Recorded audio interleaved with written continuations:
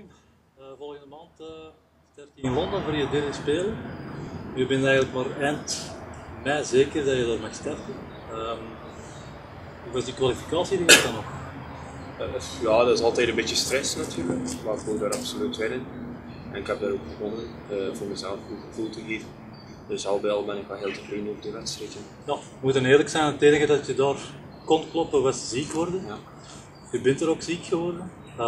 Dat bracht wat extra stress mee, neem ik aan. Ja, ik was een beetje verkouden, maar je weet niet hoe erg dat wordt natuurlijk. En al bij al leek het nog wel mee te vallen, maar ja, als je zo'n zere keel begint te krijgen en begint te snotteren, dat je moet de dag erachter de wedstrijd doen, dan panikeer je natuurlijk. Ja, uiteindelijk is het al bij al meegevallen.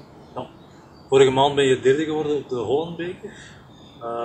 Het was voor een gevoel, kijk je daarop terug? Enerzijds was ik heel tevreden dat ik zo dicht bij André Sinek was, 1 seconde. Ik was wel 6,5 seconden van Mahi, maar die was heel sterk. Ik heb daar 6,49 geroeid en eigenlijk condities die niet zo snel waren, dus dat was wel een goede tijd. Dus ik denk dat ik daar wel tevreden mee was. Ja, volgende maand dan Olympische Spelen. Hoe hoog zijn je verwachtingen daar? Wat ligt er in je mogelijkheden? Ja, de laatste 2 jaar waren niet echt goed de resultaten. Maar ik zou eigenlijk graag terug in die finale geraken en dan zien wat er gebeurt in die finale. Ja, wie hoort daar zeker nog in thuis volgens jou? Mahe, André Sinek en Alan Campbell. En dat de vaste waarden zijn. En dan is er een hele groep die er kan in geraken. Ja. Als ik dit seizoen eigenlijk bekijk, was er toch wel die Cubaan die toch wel verraste? Ja, die Cubaan is ook snel, maar je weet natuurlijk niet hoe snel dat hij nog zal zijn om te spelen. Die is soms een beetje wisselvallig, dus we zullen zien.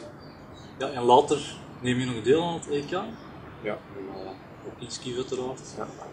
En wat daarna? Dat weet ik Ben je niet. er al mee bezig wat je na het EK gaat doen?